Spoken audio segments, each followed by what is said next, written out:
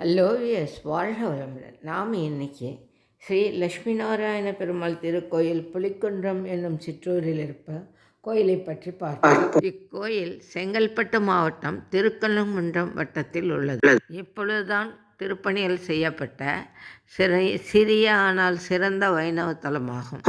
இக்கோயில் 15ஆம் நூற்றாண்டில் கிருஷ்ணதேவராஜ சடையாருடைய காலத்தில் கட்டப்பட்டது.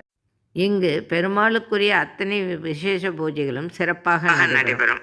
புரட்டாசி மாதத்தில் நடைபெறும் பிரம்மோத்சவ விழா மிகவும் விசேஷமானது. தம்பதியர் சமேதர நவக்கிரகநாயகர்கள் வீற்றிருப்பது இக்கோயிலின் விசேஷம்.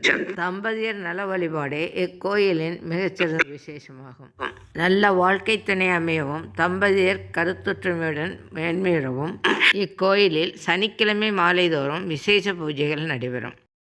ஓம் நமோ நாராயண நமக.